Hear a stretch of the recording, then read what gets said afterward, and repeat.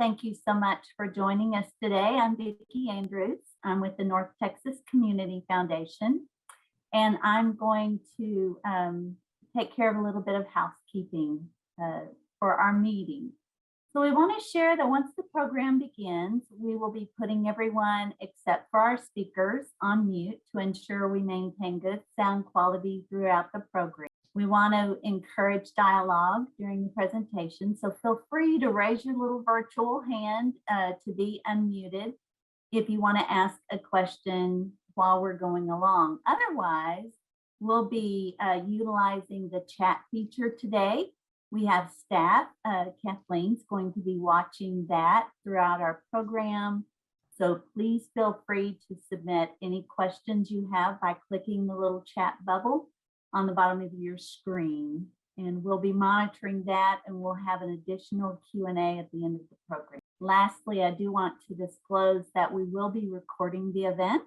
We plan to post this on our website and send it out to everyone, hopefully Monday, along with some opportunities that for giving from your fund, or if you're not a fund holder at the North Texas Community Foundation, we'll send you an email about how to support these wonderful efforts that we're going to talk about today.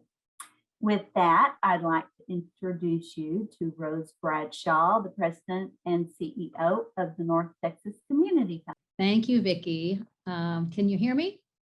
All set? Okay, great. Well, it's so great to see so many old friends and new friends on the line. And this just always gives me so much hope and encouragement, knowing we're going to talk about some tough issues, but that we have really dedicated people on the line, both givers and doers. And as we celebrated our 40th anniversary, this foundation was founded to support those who give and those who receive. And as Marty Leonard reminded me, you know, those who are giving money are receiving an awful lot from our leaders in the community. So I start today's program with that in mind. We are so honored to support the giving of hundreds of individuals and families who support this community and want to make sure it's a place of opportunity for all those who call North Texas home. This mission and action meeting today and all those that we host are focused on providing us a forum where together as fund holders and partners and foundation staff can learn about the pressing issues that are facing our community. And I'll tell you what, after 35 years in the business, I really believe we are at an extraordinary inflection point on the issue of homelessness in our community. At the Community Foundation, we like to talk about the 3 essential ingredients for creating positive change. And those are good information, productive relationships, and enough money to get the job done. That's important, right, Toby? We need enough money to do the job once we identify the solution. So we've got those 3 ingredients in place today. You're going to hear compelling data about the challenges we're facing from some of the smartest folks in the field. And thanks to their excellent leadership, our community now knows what needs to be done and how philanthropy can help individuals and families across our community find and keep decent housing. So today I'm pleased to introduce Sadi Brown. Sadi, can you give us a wave? Sadi was born and raised in New Jersey, and he got here, as we like to say, as soon as he could in 2009. Sadi holds a master's from UTA, and he now serves as street outreach manager for Presbyterian Night Shelter. Bruce Frankel is an old friend to many. Bruce is the executive director of DRC Solutions. In 2021, DRC served over 2,100 households through services such as outreach, critical document replacement, and also housing and case management.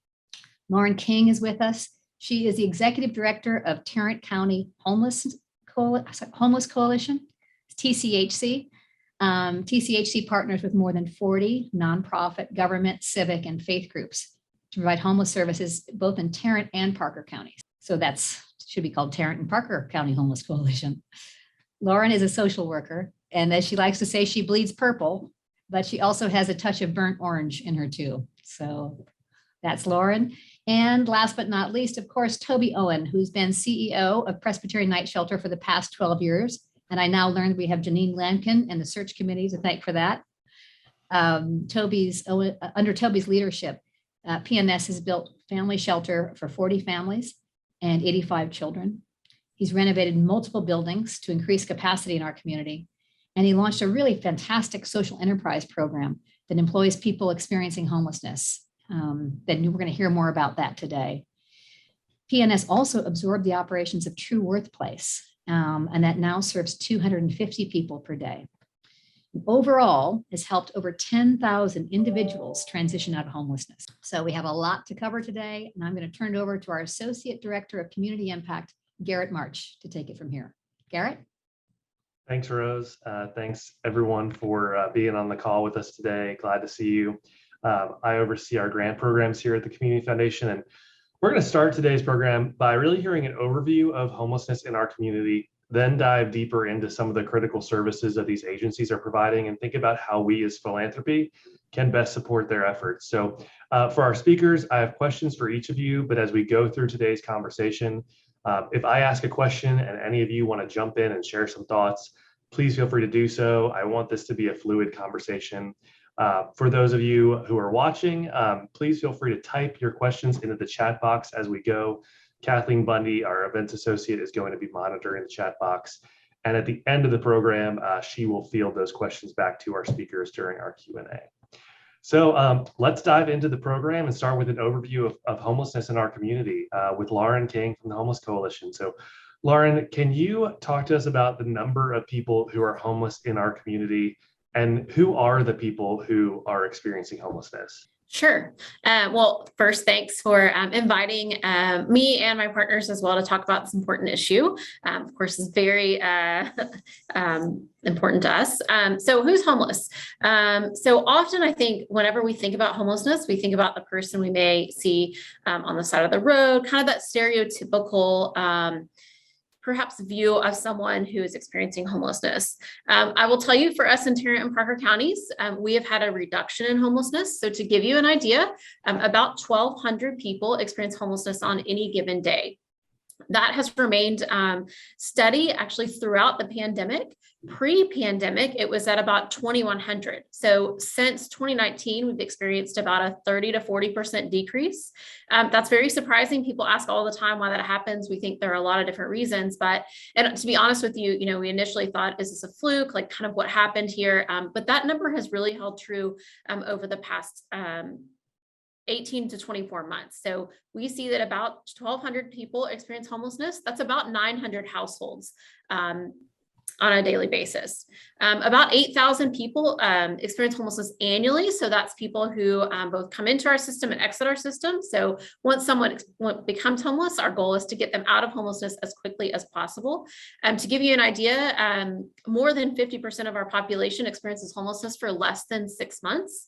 A good portion of those actually experience homelessness for less than 2 weeks. So like I said, our partners have really made a shift, shifting from a shelter-focused culture to a housing-focused culture, and understanding that housing is what is the solution to homelessness. So we are constantly looking for, how can we end homelessness tonight?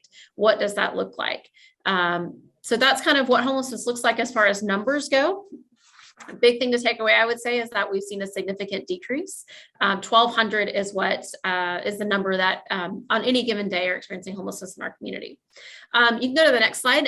To give you an idea, if we had 100 people who are homeless, this is just some percentages for you. We have about 8% veterans. People ask about that quite often. In 2018, we had a pretty significant effort to reduce veteran homelessness by quite a bit. We wanted to house 100 veterans in 100 days. We beat that goal and housed 181. But that really set us on the trajectory. We've reduced veteran homelessness by about 40% since 2018. And I think it's because of our partners' amazing work. We have about 15% who are children. So they're under 18. So they may be with a parent, or we also do have some unaccompanied minors, but about 15% of our population is children. 44% are white. 37% are women. So the majority of our population are actually single males. Often we talk about, what about all the families who are homeless? I will say our system has gotten very, very good at serving families.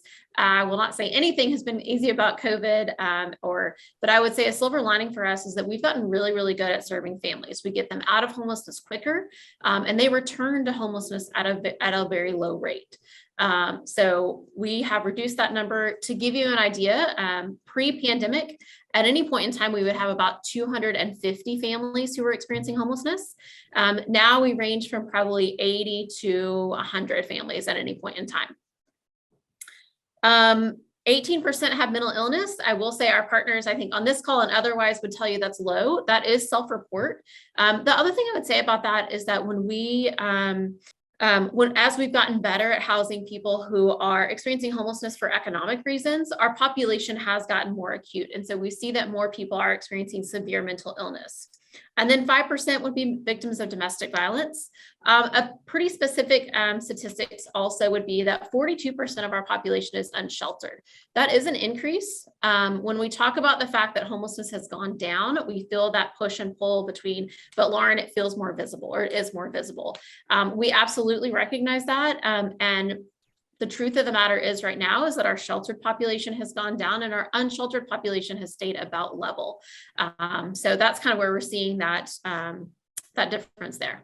Thanks, Lauren. It's always interesting to see that homelessness is not always what it looks like when we are on the street corner and someone is begging for money, right? That homelessness is very diverse in the people who are experiencing it. And there's a lot of different factors going in that we don't always see just when we're driving down the street. So walk us through the continuum of services that help people exit homelessness, because it's not just shelter. There's really a whole continuum of services that you and the Homeless Coalition help oversee in our community. Yeah, absolutely. So we do have a very robust response system. I know, I think sometimes when we talk with neighborhoods and other stakeholders, it's hard to think, oh my gosh, I see someone on the side of the street, no one's doing anything. And I will say for our community, that is absolutely not the case. Our partners are so dedicated, like I said, to ending homelessness quickly. So our really response ranges from homeless prevention, which is actually keeping people in the apartment that they're in. That is the cheapest and most efficient way to address homelessness, is to prevent it from ever happening. So it ranges from prevention all the way to permanent housing. So a few other interventions that we do would be diversion. So if someone experiences homelessness, they've lost their place to live, and they actually have not even had a night in the shelter yet, perhaps have not stayed outside. If we can get them back into an apartment or get them back into a support system of some sort, we want to do that. So if we can prevent them from ever having to experience a night of homelessness, we absolutely want to do that. Presbyterian Night Shelter is an amazing partner at this. They're very, very good at diversion. They're very committed to diversion. So like I said, that idea of moving people out of homelessness as quickly as possible. We also have street outreach teams. Bruce at DRC Solutions has a great street outreach team. They do a lot of mobile navigation and working with people who are actually living on the streets. So we have 6 outreach teams. Some of them serve specific populations. So people with mental illness, veterans. Fort Worth Police Department has a team called the Hope Team. But these groups are actually going out and seeing people who are on the streets. So it's not a requirement to come into the shelter to get housed. We're also going out onto the street to work to get people housed. We have 8 emergency shelters. That's a huge piece of our response system. If someone's experiencing homelessness, we want them to have somewhere to go, and our shelters really provide that. Presbyterian Night Shelter is a low barrier shelter. It's our only low barrier shelter that we have in our community. Very, very important there. But we also have others that I'm sure you know and love: Union Gospel Mission, Salvation Army, in Arlington Life Shelter, Safe Haven is our domestic violence shelter. So those are just a few to name. I'm going to jump to our housing interventions now. So transitional housing, rapid rehousing, and permanent supportive housing. Thanks to HUD, these are the very technical names that our housing programs have. But really, these programs are programs that are medium to long term and are helping people get back on their feet. So rapid rehousing is going to be people who need assistance for less than 2 years. So they maybe can't get back on their feet. Perhaps they don't have a job right this second. So, that 3-month assistance is not going to help. They need a little bit longer and case management to get them back and going again. We find that actually people who need this intervention are under 39. So we found there's a kind of an age difference there. And then permanent supportive housing is for people who need long-term support. So they need both long-term rental assistance and long-term case management. And we find that a lot of times, one thing we've really been grappling with is our aging population. So we have a lot of people who are falling into homelessness and they're on a fixed income. And if you're making $731 or $1,200 a month or somewhere in between, you cannot afford rent on that. And so we're finding that we're experiencing population. Our population is aging just like the general population is. And so really figuring out what is the solution for that. That's a group, often people will ask, well, can people just get a job? For that group specifically, our older adults, no, that's not necessarily the goal for them, and figuring out how, as a community, we're going to support that group as more people age out of the workforce.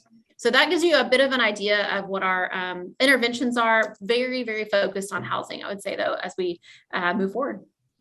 And then on the next slide, Lauren, can you talk to us about kind of what people think the system is versus what it actually is? Sure. So often, I think whenever you think about housing, often there's this misconception that, and I don't know, are y'all seeing the slide? Sorry, I can only see myself. There we go. And if you'll go to the next slide, there we go. People think that if you need housing, you're going to go and you're going to get on this list and then good luck. So number 1 on the list, get housed. Number 2,500 never gets housed. For us, that's not how it works. That's how people think it works. And for other housing programs, that could be, but for our community specifically, that is not how it works. If you'll go to the next slide, we've actually taken that concept and flipped it on its side, because we know we do not want people to be sitting in shelter or sitting in camps just waiting for housing. So we used to be a system where you would have to wait for those different housing interventions. We've done a lot of work to put, I guess, lower touch interventions like diversion and rapid exit for people who have lower need in place. So we found a couple of years ago that we had a number of people who were in shelters and potentially unsheltered who had jobs, had been evicted, and were in shelter because they were saving up to move into an apartment. So once you get evicted from an apartment and you have an eviction on your record, it is going to cost you thousands of dollars to get back into housing.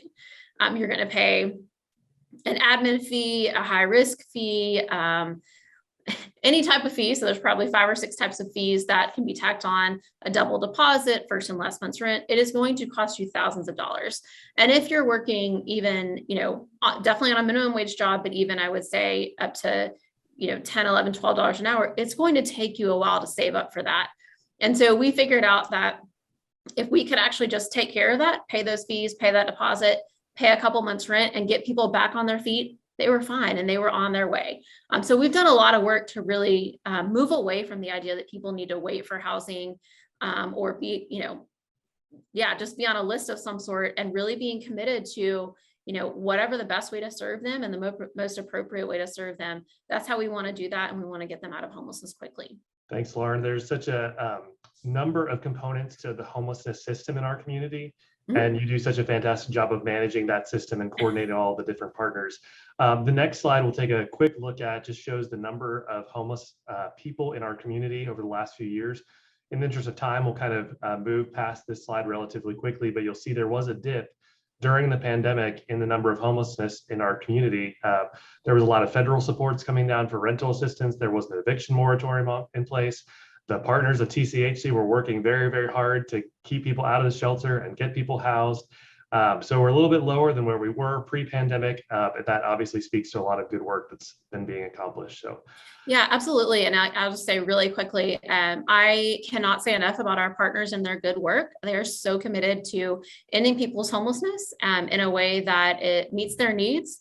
They are very committed to housing. And so the Homeless Coalition absolutely, and our community, could not do our work without our partners. So I always give kudos to them. They're amazing. They're amazing to work with. And we truly have a good community partnership here. Thanks, Lauren. So Sadi, let's turn to you and hear a little bit about your perspective. You have actually taken some time out from being on the streets today to come into the building, be on Zoom with us today, and talk to us a little bit what it's like to work with people who are literally on the street and you're trying to get them housed. So can you talk to us about what a street outreach team does and what you do specifically in your role? Yes, absolutely. Is my audio coming in okay, everyone? Yes. Okay, thank you. So basically what we do as a street outreach team is we like to get out into the community and fellowship with homeless individuals who are living outside in vehicles or any other spaces not meant for human habitation. And since many of these individuals don't utilize shelters, a lot of the times they can go unaccounted for within the continuum. So the objective of the street outreach team is to first and foremost make sure that these individuals are accounted for within the coalition's continuum, but also we want to provide case management to the clients with the goal of getting our clients connected to housing programs that will allow them to secure homes of their own one day. So in a nutshell, what this basically looks like is us working closely with our clients to get them what's called housing ready. And this means that we want to make sure that they have all of their vital documents. That can be their state ID, social security cards, birth certificates, homeless verification letters, and just helping them to meet the criteria that's needed for them to go into a housing program and move forward. In many instances, we help our clients get connected to medical services, employment services, social welfare benefits, and so much more. But that is pretty much the gist of what it is that we do. And what are some of the reasons that people give you of why they are on the streets? How did they get there? So our clients come from various backgrounds and many different walks of life, but a lot of the individuals suffer from a disability of some sort, as Lauren started to talk about. Me personally, I would estimate that about 75% of the clients who are on my caseload, they do have some sort of verified medical disability on file. So mental illness, physical disabilities, substance abuse, they are all observed at extremely high rates within our population. And these people, they end up homeless due to lack of employment opportunities. Some may rely on a sufficient amount of money each month in the form of a Social Security or a Social Security disability check or benefits. Some people have absolutely nothing at all. And as you can imagine, that this could form the ingredient more homelessness. But a large portion of our population, as Lauren also started to mention, are made up of women, women who are fleeing their abusers, veterans, former inmates, people who were just recently released out of the prison system with many barriers. And those tend to be the majority of the people that I notice living on the streets, and those are usually their common reasons for doing so. And can you tell us a story about someone that you've encountered that you've been able to successfully help navigate out of homelessness and into housing? Absolutely. So I have a client. I will, he'll be identified as SJ for the sake of this discussion. But I have been working with SJ for a little over a year from the time that I began working in outreach. And SJ had quite a bit of barriers stacked up against him. He had recently gotten out of prison. He was one of those examples. He had recently gotten out of prison. He had been missing almost all of his vital documents. He was dealing with substance abuse, and it had just been a very, very long and trying journey over the course of the last year. Initially, we did get him an emergency housing voucher, and unfortunately, he wasn't able to find a home in time. So it ended up discouraging him even more. We started to notice his mental health decline a little bit more, and it just didn't look too bright for him. But I wanted to encourage him to keep on trying, and as an outreach case manager, my job is to keep on trying with him. And we did just that. We took everything day by day, step by step, and ultimately we managed to get all of his critical documents: a state ID, a social security card, a birth certificate. And over the last year, we were able to help him to meet the criteria needed for him to go into housing program. And as a matter of fact, within the last 2 weeks, he was placed at one of our more recent developments, which is known as the Quail Trail apartment complexes. So he is now in a home. and he is doing better than ever before. In fact, I saw him last week. His skin looks amazing. His eyes are less red. Just overall, his physique, he looks so much more healthier. And to me, it was actually just really amazing to see how just a person being able to find shelter within a home of their own, how it really, really does wonders for a person's mind. In fact, he stopped drinking, he stopped smoking, and he didn't have to even seek any kind of treatment in order to do that, just simply being able to have a home of his own. And to me, that was one of the most amazing things that I could have ever saw, especially considering that I was working with this gentleman from the beginning all the way to, yeah. Well, that is not easy work to help move someone out of homelessness when they have that many barriers in place. So thank you for really being the hands and feet of the homelessness system. And we're going to talk about the housing first model and approach in a minute. And I think that really speaks to how absolutely critical that is, and how important it is for someone's success and health. So thank you for all the work you're doing there. Toby, let's shift over to you. PNS is a 24/7 organization. You provide really critical outreach, shelter services, really a number of the programs that Lauren talked about on that continuum of services. One of the things you're charged with is helping provide people a resource and place to go during the daytime as well. Can you talk to us about True Worth Place, Toby, and how it supports people who are homeless during the daytime? Certainly, and thank you everyone for allowing me to be a part of this presentation. So True Worth Place was constructed, designed, built by the Fort Worth Foundation. Many of you know them, Sandra Knight, and the other trustee is Greg out of Seattle. They built True Worth Place based off of the original Directions Home Plan from the city of Fort Worth. They constructed that, and it opened in December of 2016. They asked us shortly after that at the Presbyterian Night Shelter if we would be willing to take over the day-to-day operations and to run that program. And so we volunteered to do that in January of 2017 is when we officially took over the operations of True Worth. True Worth Place, there's really two aspects of what we do there. One is a day shelter. It's a location for people to go during the day from 7 a.m. to 3 p.m. And then the second piece is what we consider kind of a community resource location. We have over 30 community partners that provide a service out of the building, anywhere from Goodwill to the health department to the food bank, just a variety of organizations that come in and serve there. On the east side of the building, or to the back of it, it is actually a John Peter Smith local clinic, community clinic, and it is a full functioning clinic as a health location for the homeless community. It's really a great clinic. It's not just your typical care now type of center. They have the ability to do x-rays as well as the ability to do dental work. It's a really awesome location. So True Worth has been a great addition to what's happening down here. Of course, Bruce with the DRC did day shelter for many, many years, not even years, a couple of decades before True Worth Place was open. And so that is what we do there. And we've been open every day since we took over.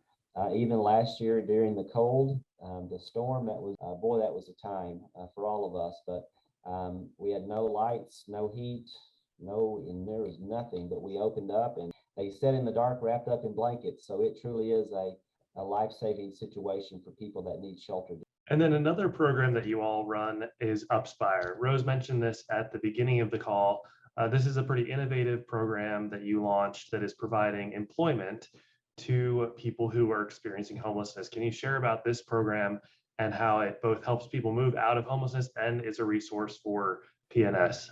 Absolutely. Thank y'all for bringing that up. I was hoping if I was going to squeeze it in somehow, so I'm glad I get a question in 30 minutes to respond to it. So Upspire, we started that in 2016, and I am thankful to say that our first donor to that program, it was the seed money, is on this call with the Andrews Foundation. They helped get us the first bit of money so we could start Upspire. There are three things that we want to do at the shelter. Of course, provide shelter services. That's something we've always done. It's something we'll always do. The last two is we want to provide housing and we want to provide employment. That truly is the solution. Housing and employment is what helps people exit homelessness. So that when we started Upspire, the goal of that was to be a social enterprise, meaning the Presbyterian Night Shelter would go out and secure business. We would work directly with the companies, and then we would turn around and hire homeless individuals to work for us while they go out and do these various activities. And at the end of the year, if there's any net profit, it would come straight back to support the organization. We started in 2016. If you fast forward till today, we have about 95 current or formerly homeless individuals that are working day in, day out in that program. Our budget this year, we should bring in about 3.2 or so million in revenue for that. And if things go well, we should have a small net profit that comes back to support the agency. We do janitorial services. We clean a lot of nonprofits, churches, and businesses. We do landscaping and litter abatement. We have contracts with the city of Fort Worth, Trinity River Water District.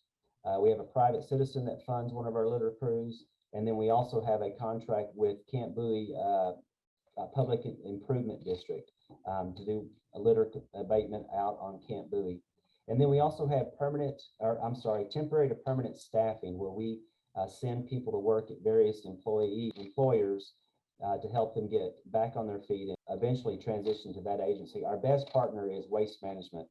We send about 30 people a day out to. It's very tough work, but it is a really good opportunity. Real quick, let me say this. We have been trying to figure out a way in which to try to meet the employment needs of those that are disabled. And it was just brought up a minute ago about from Lauren, as well as Sadi, about the number of people that are homeless that have a disability. We see that all the time. And we've never been able to quite figure out what is our approach for employment with those that are disabled.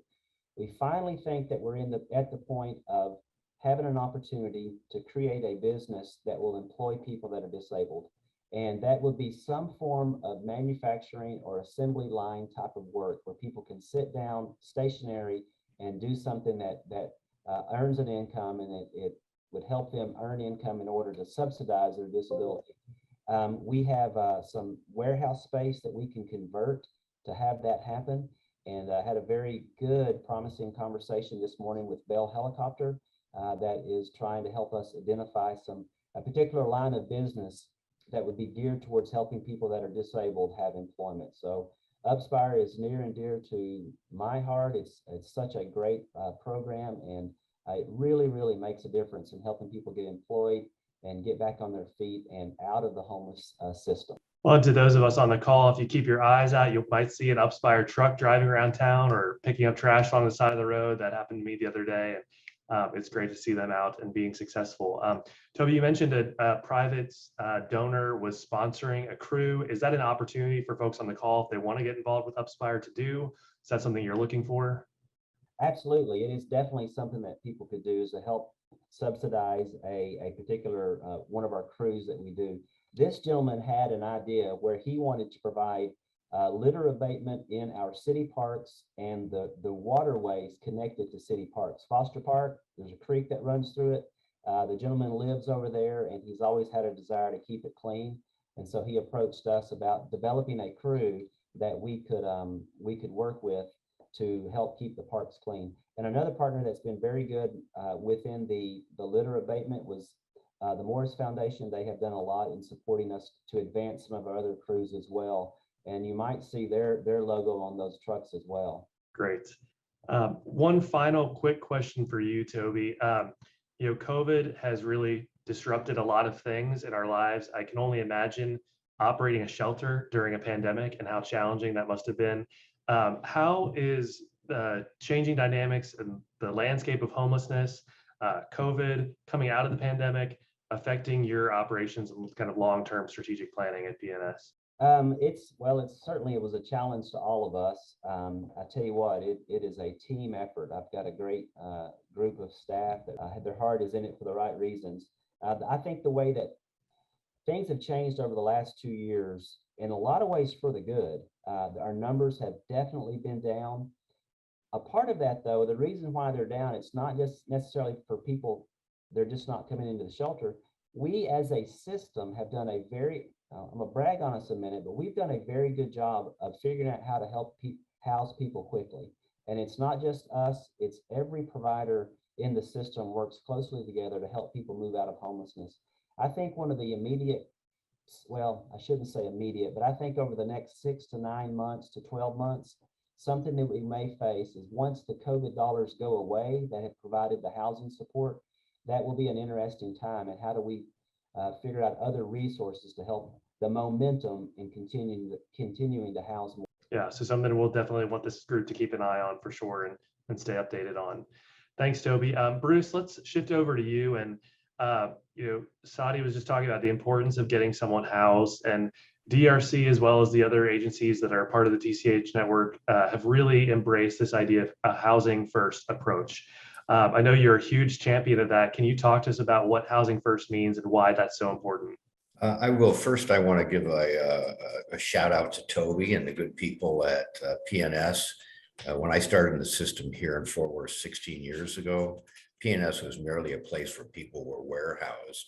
And as you've heard today, Toby and all of his staff and his board over the years have done a fantastic job in really expanding the mission and meeting the needs of people. And they also do housing first at Presbyterian Night Shelter.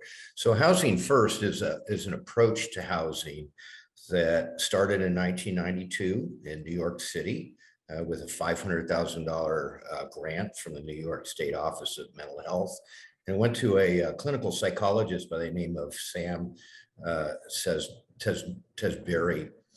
And the premise of housing first is that people don't need to earn their way into housing.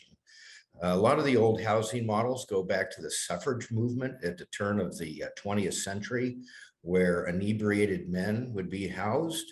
And after they became sober, learned a trade, connected spiritually, then they were given an opportunity to seek housing. So housing first takes that concept and turns it on its head. And what we found is if we house people first and then wrap services around them, we see a much better outcome, and we see an approach that's less expensive to the local. So the DRC is a major proponent of housing first, and I might give a recognition to Flora, because we have been partnering with the Paulus Foundation for about 8 years now to develop viable housing first models. And the Paulus Foundation has been a tremendous supporter of that, and really the tip at the end of the spear in terms of developing these complicated and effective housing. One of the fantastic things about our community is the way that you all work together to accomplish solutions. Right. And Quail Trail was mentioned earlier as an important housing community. Some of our fund holders on the call have supported Quail Trail and New Leaf Services developing that. And DRC is a critical partner in offering case management to really meet the day-to-day needs of folks who are living in that community. Can you talk to us about this community and kind of why this project is so important for Fort Worth? Yeah, it's a tremendous project. The original design for housing first and site-based was developed at a 24-unit complex called Palm Tree, which was started by Flora Brewer and the Paulus Foundation. Quail Trail is an expansion of that model to 48 units. It was started with a $1 million grant from First Presbyterian Church, and has a number of partners involved in that, including the City of Fort Worth Housing Solutions, a number of our major foundations, the Paulus Foundation, DRC. Anyway, our role in that model is we provide the case management for folks. So in a housing first model, these programs are designed to serve people that are identified as chronically homeless. These are people who've been homeless for at least a year and suffer from some sort of a documented disability. serious mental illness, serious drug and alcohol addiction, or some sort of a chronic health condition or a physical disability. So the idea is once people are placed in housing, that they have access to all the types of resources that they need to address their recovery from these disabilities and their recovery from homelessness. So in a Quail Trail model with on-site case management, people have ready access to a case manager to help with day-to-day issues, help develop person-centered treatment plans that help people attain their goals of recovery from their disability and homelessness. And the convenience of having on-site case management gives us an economy of scale that we might not otherwise have with some of our other Housing First programs, which tend to be scattered site. Yeah, that on-site case management is so important to be able to be right there to respond to those needs that a very high risk population has. Right. Right. And the population we're finding is becoming more high risk, more needy. We're seeing significant increases in acuity and chronicity, particularly people with serious mental illness. So to have those resources where we can quickly respond to crisis, particularly when people decompensate, really is the difference between people keeping their housing or staying out of an emergency room. And Bruce, are you seeing any reasons as to why things are getting more acute with that population? Well, there's probably a couple of reasons. One is our community, as you've heard, have been very effective over the last 24 months in placing many of the folks on the streets that are homeless. So a lot of the people that are left are the most difficult to serve. We're also seeing just the stresses and the strains of living in our society these days with COVID. We're seeing an increase in rents. All these types of things add to people's stress and strain on the streets. One of the things that we don't recognize enough is how traumatic living on the streets is. And for those people that already have serious mental illness or a serious health condition, the added stress of not having shelter and all that goes with that, I think contributes to an increase in acuity. Sure. Lauren, can you speak briefly about Casa De Esperanza? This was a really big project that was a really critical win for our community that you had a big hand. It was. So Casa De Esperanza, you may have read about it. The city of Fort Worth took CARES funding, which was the first Recovery Act, about $10 million, put an RFP out and to create permanent supportive housing. So they put an RFP out. Fort Worth Housing Solutions actually won that RFP and purchased a motel and converted it into 119 efficiencies. So it was a little crazy how quickly it worked, but we I want to say they chose their project in September, they closed in October, and by the end of December, we had about 115 of the 119 units filled. So it's real quick turnaround. I will say it's very, very helpful to have all that capital. And yeah, I will say it's the biggest number of people we have moved directly off the streets. So about 70 people moved directly off the streets and into an apartment at Casa. So it's been an incredible, we have never done a motel conversion here locally. So it was kind of a new project we worked on. But yeah, it's now housing 119 individuals or couples potentially. And I will say Presbyterian Night Shelter provides the case management there. MHMR also provides mental health services, and JPS provides medical care there. So they have wraparound services as well. And do you have any data on how many people have remained housed who were originally housed there? Toby may actually have better data than I do right this second. I know at the beginning of this year, we had a 95% retention rate, which was remarkable, a much higher retention rate. I won't say much higher, but just a higher retention rate than scattered site because you have those on-site services, which again, just reemphasizes if we can bring services to people, it makes such a big difference if it's right there for them as they work to recover and get back on their feet again. Well, that project and Quail Trail are such a great example of what Rose was talking about at the beginning of the call with having the right knowledge, having the right people, and then having the resources there. When those things come together, we can solve problems really well and make great things happen. I mean, 95% retention is pretty remarkable. Bruce, can you speak briefly to what might be coming up in terms of your partnership with New Leaf and DRC moving forward and other housing projects? Sure. So I did want to let people know that New Leaf is the name of the nonprofit that First Presbyterian Church set up to manage these projects. So what's coming up? Quail Trail is about 3/4 filled. We're ready to place the last 12 clients into housing, and we'll have a full complement of 48 households that are housed there. On the books right now is a second project, another 48 unit project. I know that the New Leaf board is looking at a particular piece of property right now to get under contract, already starting to line up different funding sources, just as they did in preparing the funding for Quail Trail. So with these particular projects, we start the projects with zero debt. And that's what New Leaf is currently doing, is lining up all the funding for the projects, including preparing applications to the city of Fort Worth with their home ARP dollars. And then soon there will be an RFP coming from the county for an additional $32 million that will be available through ARPA funding to start not just projects like this, but new projects as well that other agencies. Very exciting. And I know, Toby, you guys are working on a really big permanent supportive housing project as well. And we're really excited to hear where that goes as well. Lauren, turning to you to kind of close us up, can you talk about where are we trying to get to as a community in regards to homelessness? Where's our target goalpost? Sure. So I get this question a lot, Lauren, if 10 years from now, where do we want to be? What type of community do we want to be? Our goal would be that no one experiences homelessness for more than 30 days. That may seem ambitious now, considering that we do have people on the street who have experienced homelessness for more than a year.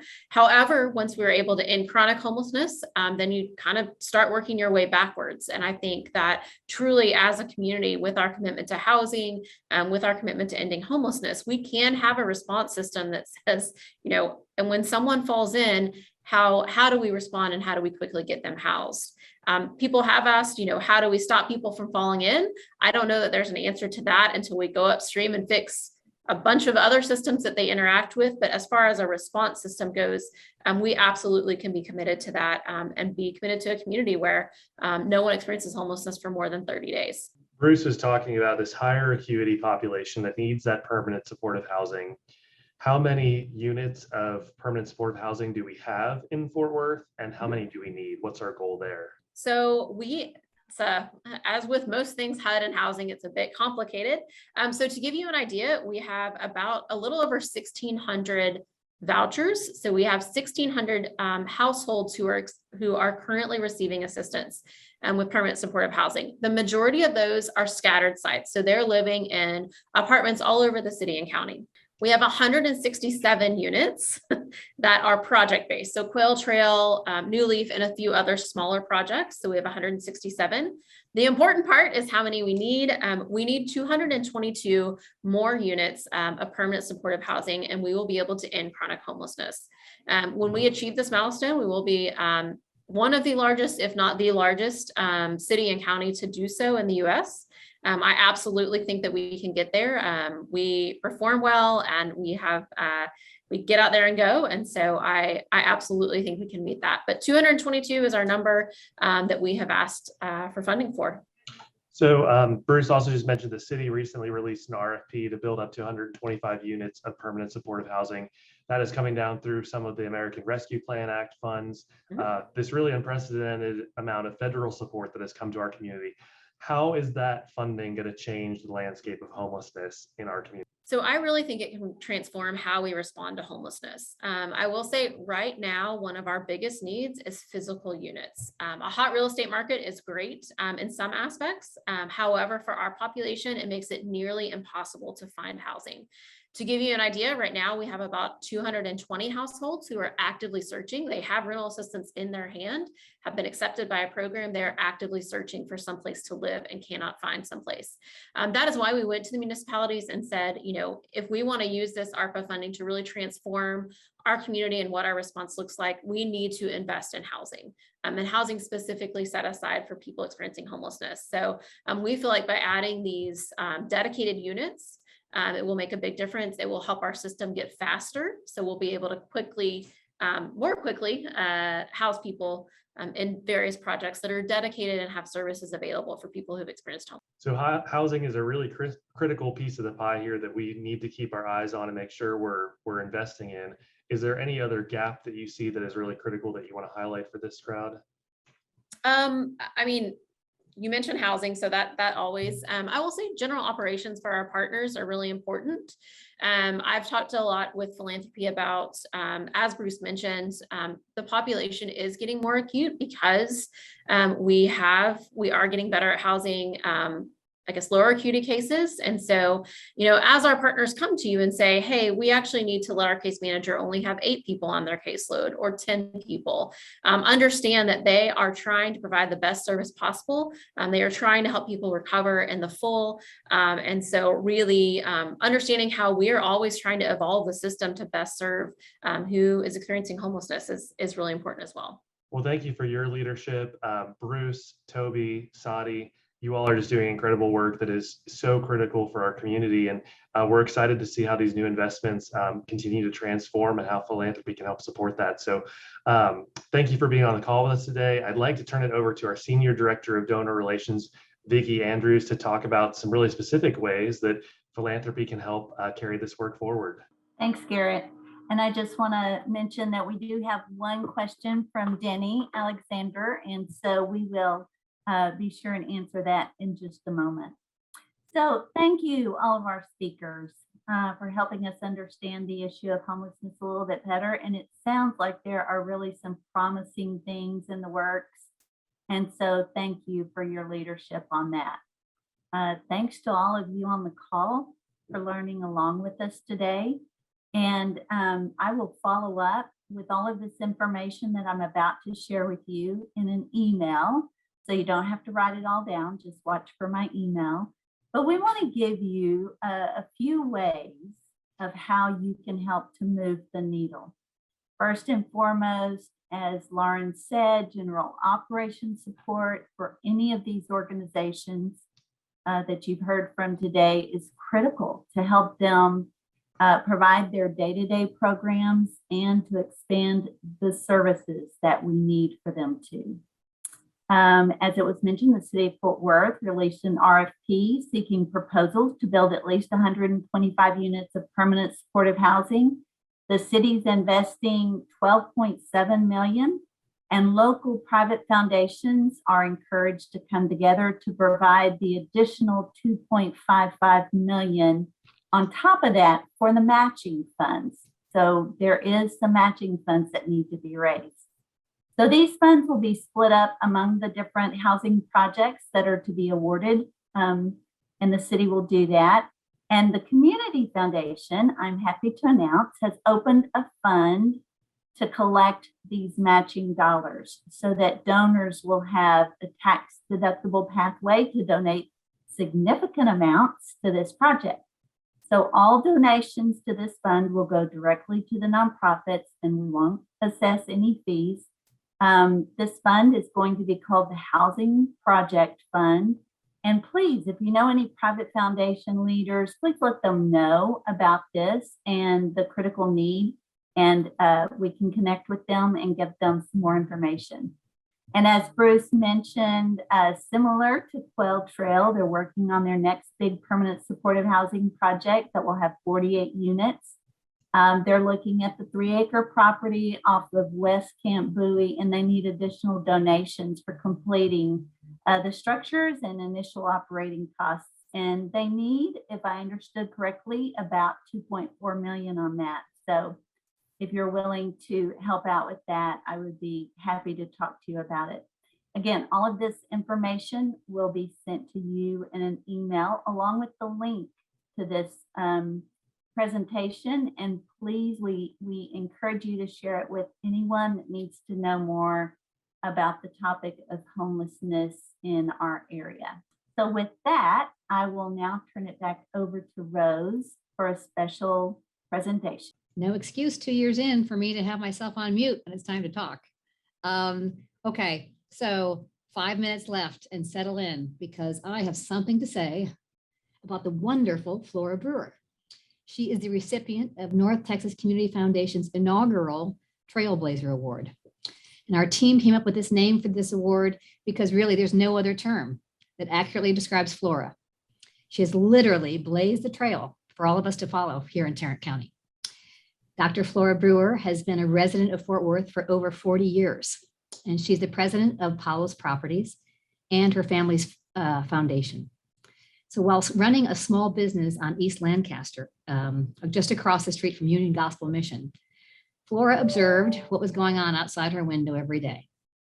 And she decided, importantly, to do something about it. She got to know the homeless shelter directors. She joined the board of the YWCA. She formed the Near East Side Neighborhood Association with other community champions to address problems on the street. She served on multiple city and nonprofit committee and boards addressing homelessness, and she developed Palos Properties to acquire and rehab vacant property and bring new businesses to East Lancaster. Flora doesn't take on the little problems. She really focuses on the big stuff. She came to understand that no programs end homelessness without affordable and accessible housing. It sounds obvious, but Flora decided to do something about it. In 2015, she purchased and rehabbed an old apartment building on Race Street that you heard Bruce talk about. She combined her business, nonprofit, and philanthropic knowledge to develop a nationally recognized, sustainable, permanent supportive housing project.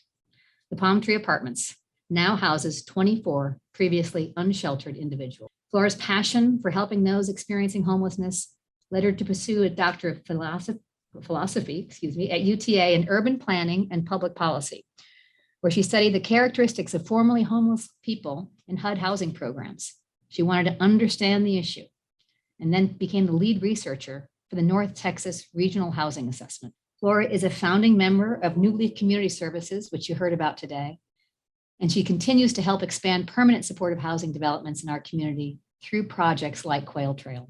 Not only does Flora support those experiencing homelessness through her leadership, she puts it into practice on a personal level. There was a 62-year-old resident at the Palm Tree Apartments who suffered from severe epilepsy, alcoholism, and cancer.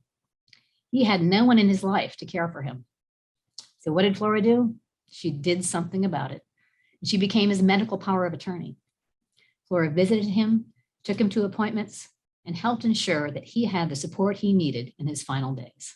I'm sure there are so many more stories like that, Flora. That's just one that I got to hear about and learn about. Flora is a trailblazer.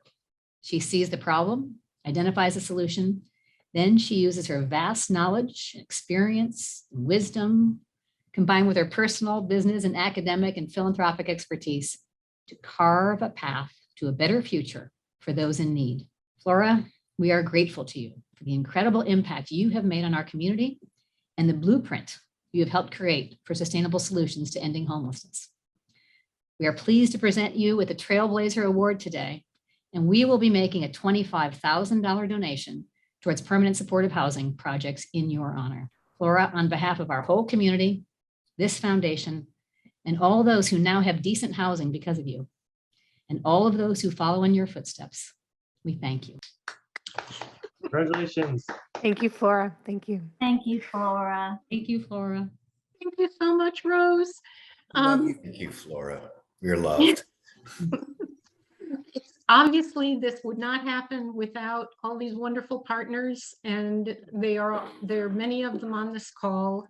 I'd just like to also say that my mother is on the call, along with my brother John and his wife Dixie from Austin, and my brother Sam and his wife Aphrodite from Dallas.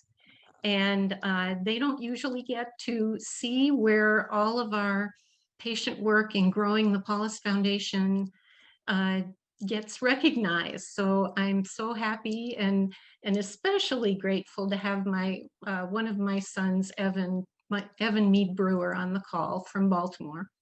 So thank you so much for this opportunity to stop and be appreciated. Thank you. Thank you, Flora.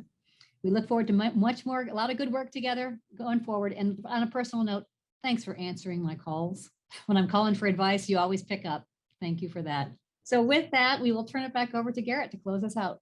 Great. Thanks, Rose, and congratulations, Flora. Our team has been really excited to see the fruit of your work in our community the last few. So Kathleen Bundy, our events associate, has been monitoring our Q&A. I know Vicki mentioned we had at least one question come in. So Kathleen, any questions that you'd like to ask our speakers? Yes, absolutely. So we had a question come in earlier in the program, and it's about federal dollars. And the question is, how much are the federal dollars that have come into this community to help housing needs, i.e. the dollars that will need to be replaced? Lauren, do you want to take that question? I can, yeah.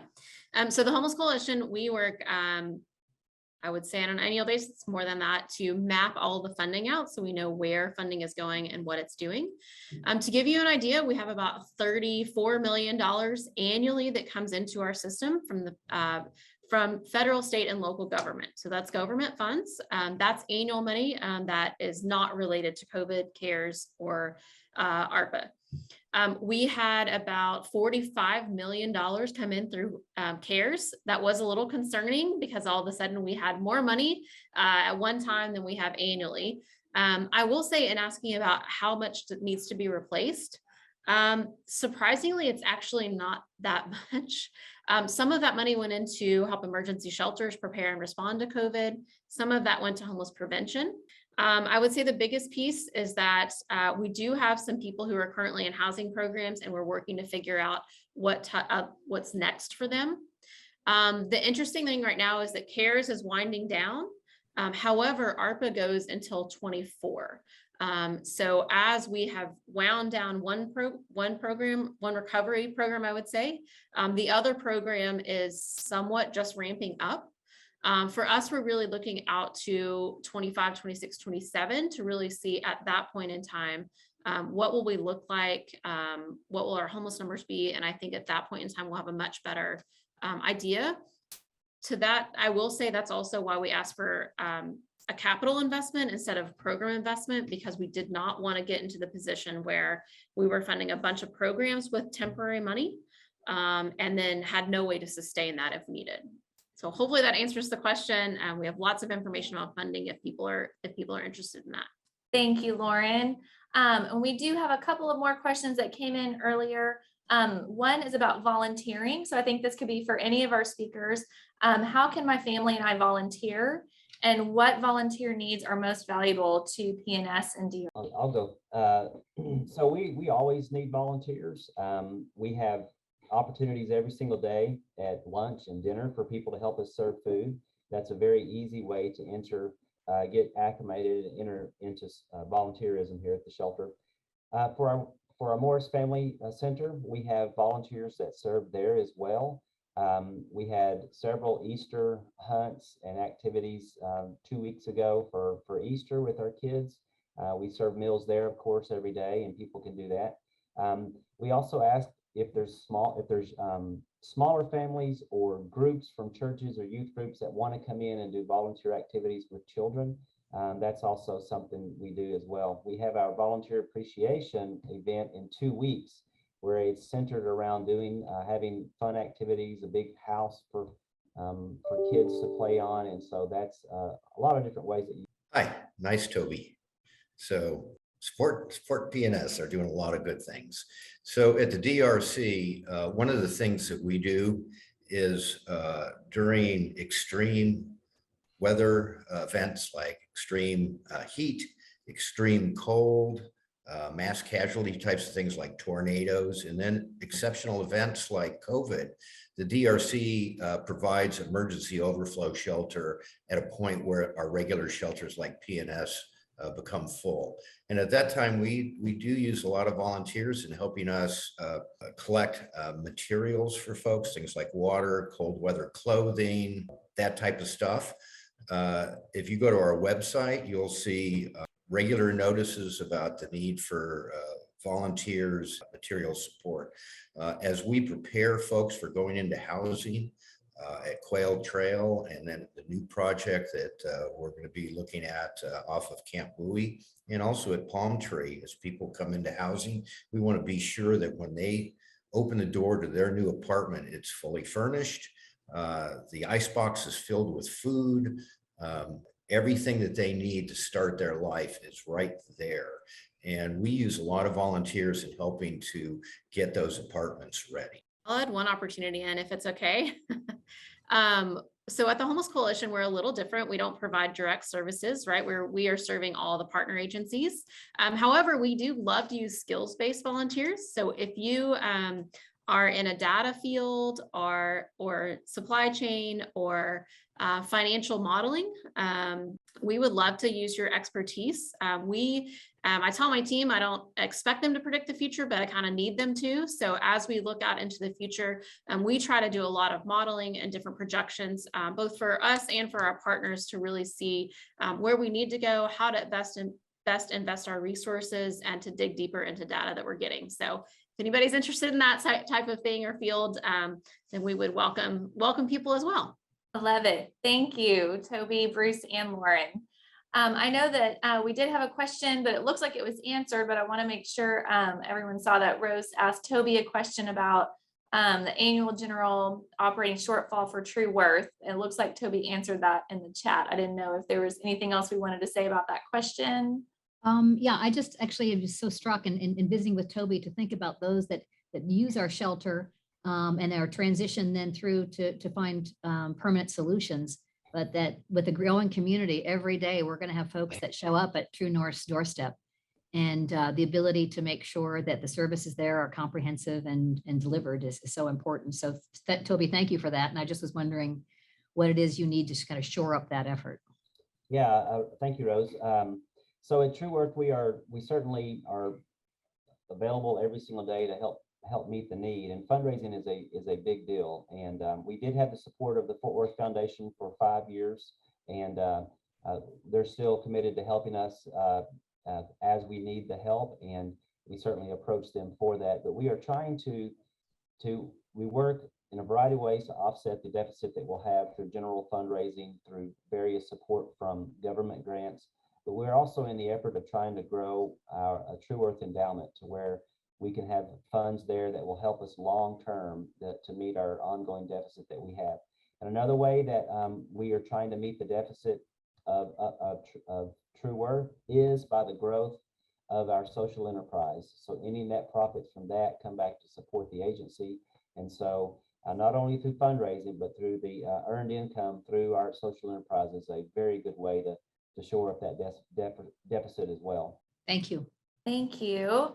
And our final question is about staying informed. So as we know that this is an important issue, and for anyone wanting to stay informed, what is the best way to do that? I would say homelessness overall. Sorry, Bruce. No, go ahead. The Homeless Coalition, we have a social media. So if you're on social media, I would say follow us there. And we try to post highlights about our partners and just different things happening in the community. Also information about what's happening with homelessness. If you're interested in numbers, we have public dashboards on our website. So at any point in time, if you're interested in what's the change quarter to quarter, how many people are experiencing homelessness, you can go to our website, and we have public dashboards. That's our effort to make data accessible and available to our community overall. And Bruce and Toby, I'll let you chime in how you feel people can stay involved as well. Right. So I know that TCHC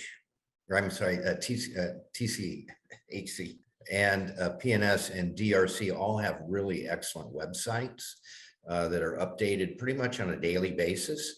So for any citizen that's interested in what's going on with homelessness, trends, needs, special events, how people can get involved, just visiting those websites at any time. And maybe we can, in the chat, we'll go ahead and post the link to our websites.